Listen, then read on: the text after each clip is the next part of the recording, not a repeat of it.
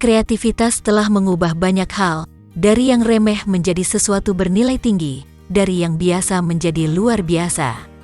Sebuah karya istimewa tidak akan pernah sia-sia di mata manusia. Rentetan karya hebat tidak dapat dibuat dengan cara singkat, namun melalui sebuah rencana yang cermat dan akurat.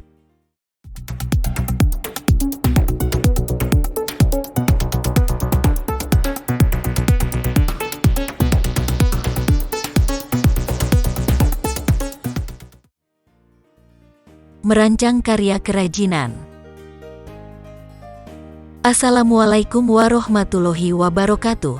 Sebelum memulai pembelajaran, marilah kita berdoa terlebih dahulu sesuai agama dan keyakinan masing-masing.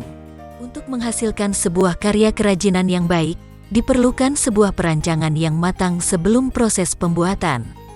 Dalam pembelajaran ini kita akan belajar bersama bagaimanakah merancang karya kerajinan dengan media bahan campuran. Untuk menghasilkan rancangan yang baik, maka diperlukan pengetahuan bagaimanakah prinsip-prinsip membuat rancangan karya kerajinan. Produk kerajinan yang berkualitas baik dibuat dengan memperhatikan beberapa prinsip dan persyaratan yang ada. Prinsip perancangan kerajinan yang harus dipahami antara lain: 1. Kegunaan. Karya kerajinan lebih mengutamakan nilai praktis, yaitu dapat digunakan sesuai dengan fungsi dan kebutuhan. Contoh, membuat pot untuk menanam bunga atau sayuran, membuat tas untuk belanja atau ke kantor, dan lain-lain. Kenyamanan atau comfortable. Benda kerajinan yang dibuat terasa menyenangkan dan memberi kenyamanan bagi pemakainya. Contoh, membuat tas diberikan beberapa saku. Membuat cangkir didesain ada pegangannya. Keluasan atau flexibility. Benda kerajinan harus memiliki keserasian antara bentuk dan wujud benda dengan nilai gunanya.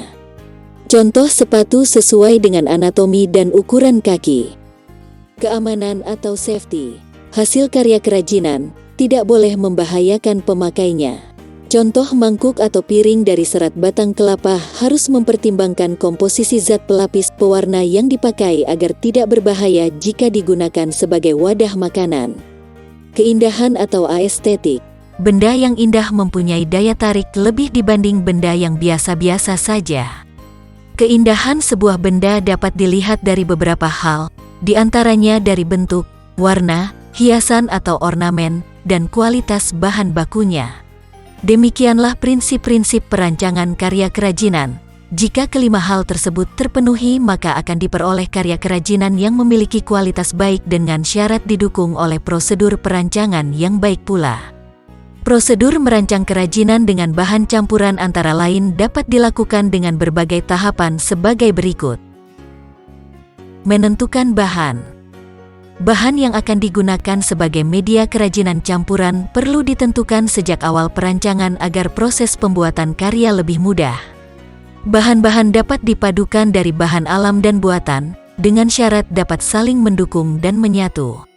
Bahan-bahan yang digunakan dapat memanfaatkan barang-barang yang ada di sekitar tempat tinggal kita. Menggali ide. Agar dapat membuat karya yang unik, sebelum membuat kerajinan kalian perlu mencari inspirasi dengan melihat berbagai contoh produk yang sudah ada, misalnya melalui majalah, koran, televisi, internet, atau sumber lainnya. Upayakan tidak menjiplak rancangan orang lain agar benar-benar menghasilkan karya yang orisinil dan berkualitas baik. Membuat sketsa. Pembuatan sketsa penting untuk dilakukan sebagai panduan dalam membuat karya kerajinan. Setelah menemukan beberapa ide pembuatan karya, kemudian buatlah beberapa sketsa dari ide terbaik yang dipilih. Memilih rancangan terbaik. Setelah membuat beberapa sketsa alternatif, selanjutnya pilihlah sketsa terbaik untuk dikembangkan menjadi desain atau rancangan produk kerajinan bahan campuran. Sketsa yang terpilih dikembangkan menjadi gambar kerja yang siap untuk dibuat kerajinan. Menyiapkan alat dan bahan. Alat dan bahan perlu disiapkan terlebih dahulu agar proses pembuatan kerajinan tidak mengalami hambatan. Peralatan perlu dicek dan dipastikan semuanya berfungsi dengan baik. Sedangkan bahan perlu dipilih dengan kualitas terbaik agar menghasilkan karya yang baik pula. Pembuatan karya.